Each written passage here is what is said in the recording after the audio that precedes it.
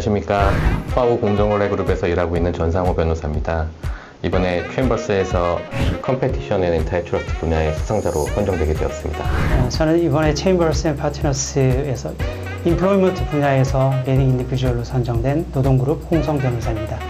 네, 안녕하세요. 저는 금융그룹 및 건설그룹에서 근무하고 있는 사공대 변호사입니다. 이번에 챔버스 프로젝트 및 에너지 분야에서 리딩 인디비주얼로 선정돼서 참 영광스럽게 생각합니다.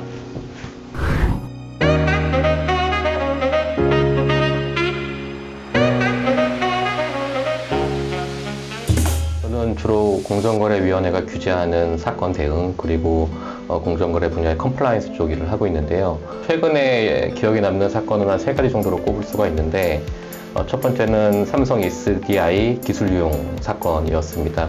그것은 공정위 단계에서 굉장히 치열한 다툼이 있었던 사건이고 기술 유용 분야에서 최초로 도면이 기술 자료가 아닐 수 있다라는 판결을 대법원까지 이끌어낸 유의미한 판결을 선고받았고요.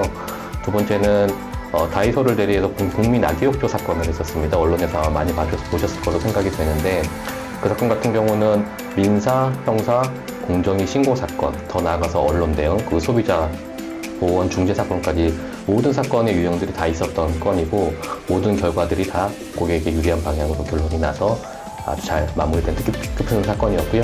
마지막으로 말씀드리고 싶은 게 이제 컴플라이언스 프로그램에서 CP가 법제화됐습니다. 법제화됨에 따라서 저희가 사전적으로 좀 빨리 대응을 해서 현재 전국에 있는 대형 로펌들 가운데서 CP 사건을 가장 많이 하고 있는 펌으로 자리 잡았고요. 저희가 뭐 삼성, 현대차, LG 등 여러 군데의 대기업들의 사건을 대한민국 안에서는 가장 많이 수행하고 있는 것. 이게 되게 기억에 남는 사건입니다. 작년에 수입차 판매 회사에서 노동조합이 이제 처음 설립이 돼서 대응했던 자문건이 있었는데 저희가 초기 단계에서 사실은 이제 전혀 경험이 없는 분들한테 정말 한국의 기업 문화에서 노동조합이 어떤 의미를 가지는지 그리고 노동조합을 또 어떻게 대응을 해야 되고 어떤 부분들은 해서는 안 되는지에 대한 교육부터 저희가 시작을 했습니다. 그리고 노동조합이 설립되면 이제 단체 교섭이라는 걸 하는데 단체 교섭 과정에서 여러 가지 쟁점들이 이슈화되고 그 쟁점들이 이제 한국 법에 위반되지 않도록 저희가 실시간 자문을 제공을 해서 사실은 굉장히 단시간 내에 단체 협약까지 체결되는 성과를 좀 거두었습니다. 또 중대재해 분야는 사실 저희 화우 노동그룹이 굉장히 많은 업무를 하고 있는 분야 중에 하나인데 사실 이제 국내 최대 기업이라고 할 수 있는 삼성전자의 안전보건 시스템을 확립하는데 저희가 자문 업무를 제공을 했습니다. 법이 이제 새로 제정이 됨에 따라서 여러 가지 제도를 또 더 보완하고 구축해야 될 필요성이 있었고 그 과정에서 저뿐만 아니라 또 우리 화우 노동그룹에 있는 많은 변호사님들이 같이 관여를 해서 제도를 잘 세팅을 했는데 그 사건이 좀 많이 기억에 남습니다. 저 화우에서는 지난 1년간 전국 각지에서 지금 현재 활발히 진행 중인 태양광, 풍력, 연료전지, 폐기물 등 각종 신재생 에너지 개발 투자 사업을 자문 중에 있습니다. 그리고 그와 별도로 도시철도나 고속도로, 전기차 충전시설과 같은 민간 투자 사업 또는 사회 기반 시설 사업 등을 활발히 자문 중에 있습니다. 저는 이와 같은 자문을 총괄 리뷰하면서 고객들과 소통하는 역할을 담당하고 있습니다. 공정거래 사건의 특성 자체는 결국 산업에 대한 이해에서 출발한다고 생각을 하고요. 그 사건이 일단은 수임되거나 뭐 상담을 받게 되면 일단 그 산업을 이해하기 위한 노력을 굉장히 많이 하게 됩니다. 그 산업을 이해하는 과정에서 당연히 제 스스로 공부를 하거나 리서치하는 것도 많겠지만은 고객으로부터의 이야기, 정보를 잘 듣고 취합하는 것도 굉장히 중요한 부분이고요. 이런 것들을 통해서 사건에 대한 전문성이 들고 결국에는 산업에 대한 이해와 그 결론적으로는 법률에 대한 적용 그리고 좋은 결과 이것이 자연스럽게 이어진다고 생각해서 그 부분을 중심으로 많이 일을 하고 있습니다.